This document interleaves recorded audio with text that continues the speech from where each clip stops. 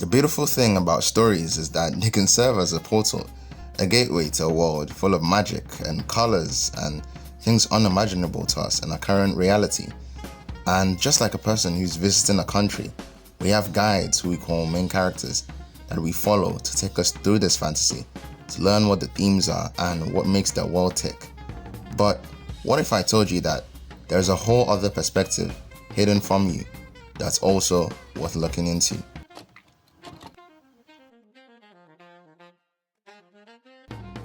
And just like any other story, One Piece not only offers a spiraling world of pure imagination, but also is a story very much progressed by its traditional main character.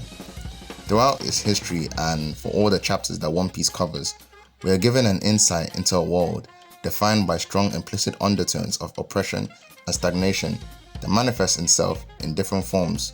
However, we navigate these ideas through the eyes of Luffy. From his earliest depiction, we see Luffy under a clear blue sky with a cheery look, setting the tone for who Luffy is and how he responds to situations. Free-flowing and flexible, guided by a sense of altruism, we followed his journey as his ideologies get questioned by various antagonists which reflect different parts of society. With Luffy, we get a character who is like the sun, always brightly radiating even in the face of ever-present darkness. Whenever things would seem bleak, Luffy would always seem to beam such a light that everything seemed okay. Throughout the ups and downs, the various character arcs, one thing never changed about Luffy, and that was his burning desire for freedom, and synonymously as fans, we embrace this as what the story preaches and the overarching theme of One Piece. But art imitates life, and if you know history, you know that there is never one side to the coin, one answer to the question, one source of light.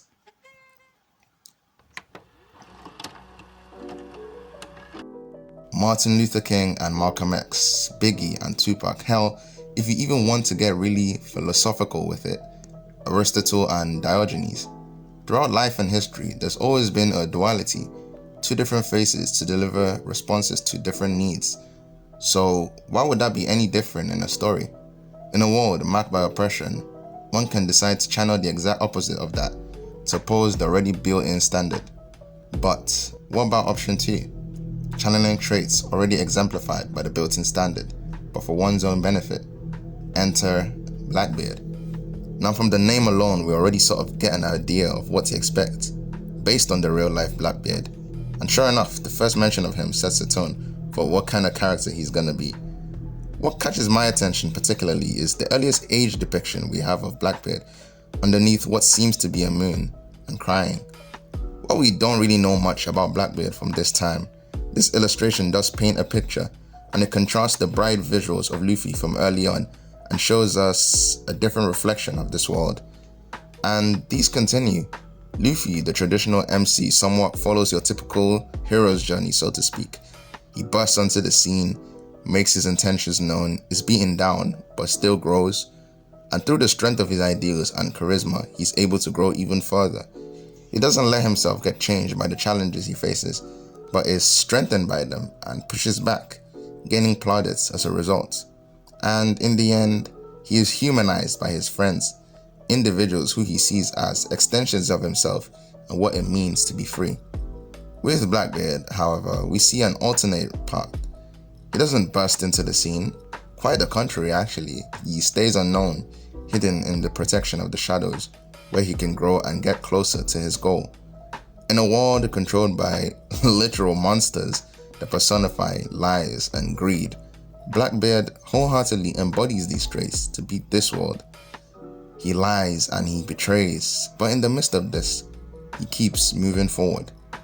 As Luffy gathered allies, forming bonds stronger than steel, Blackbeard assembled a crew bound not by friendship, but by the promise of power and the thrill of the unknown. Where Luffy sees comrades, Blackbeard sees chess pieces, each move calculated, each sacrifice preordained. Even as Luffy's crew serves to humanize him, Blackbeard becomes more and more like the monsters of his world. All this is to say, however, when we boil it down, they are both after the same thing: the right to live their lives, the right to dream, to be the pirate king, the freest man on the seas. But that asks the question, what is freedom?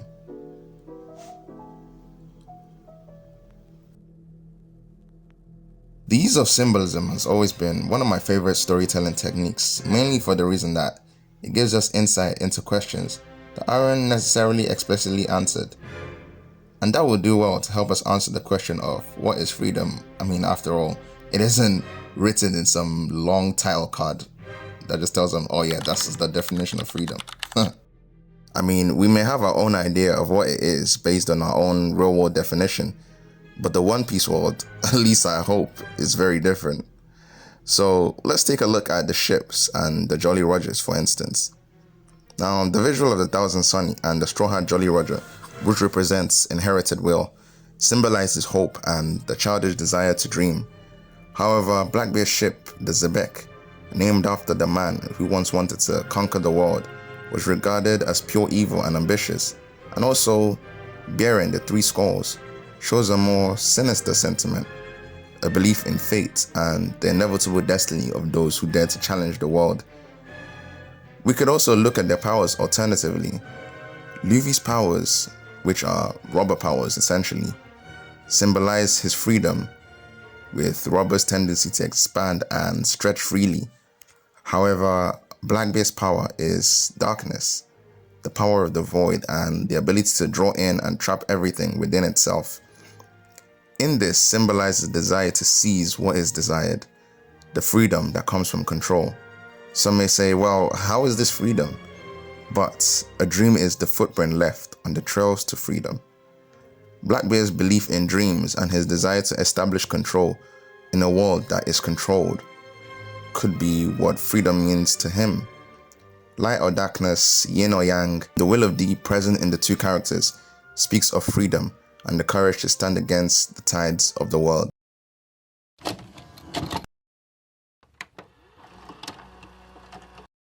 The Merriam-Webster dictionary defines perspective as the interrelation in which a subject and its parts are mentally perceived.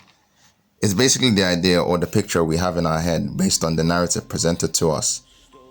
And sure enough, with One Piece, in classic storytelling fashion, the narrative that's been presented to us is that of the idealistic hero, a man unaffected by his world and filtering parts of himself to make the world whole. The man who proves himself to be the awaited joy boy, the godlike figure who heals the world by virtue of what constitutes his freedom. But what about the other narrative, the other perspective? What about the man who is not idealistic, who isn't happy-go-lucky? What about the man who gets consumed by the nature of his world, but still seeks to change it? Who still wants to dream in a world that suppresses dreams? In our world, a lot of us want to dream and aspire to things, but we are consumed by the weight of the vices of the world that we inevitably seem to veer off our course. But what if Blackbeard's character represents that, in spite of the influence our environment can have over us, we can still aspire to something great? In spite of the darkness that overwhelms us, we can still make of our life what we will. Now, before you panic, I'm by no means calling Blackbeard a good person or a hero. However, my goal is to show you a more raw picture, if you will, of the material you already know and love. We can go back to many moments like the death of Ace, the freeing of criminals from Impo Down, killing Whitebeard, the lies, the betrayal, all of this. But in the end, what if this is just a more realistic picture of what a man who wants to chase his dream in a world dominated by oppression truly looks like? Now, if you reach this point of the video, I want to say wow and thank you. But I also want to have a heart-to-heart with you. The world revolves around narratives, and we even see it reflected in the stories we consume. So my goal is to show you different viewpoints and perspectives, not just with this video, but my channel as a whole. When it comes to perspectives, the narrative presented, especially for video essays, is that you can only do certain topics or a particular series and things of that nature.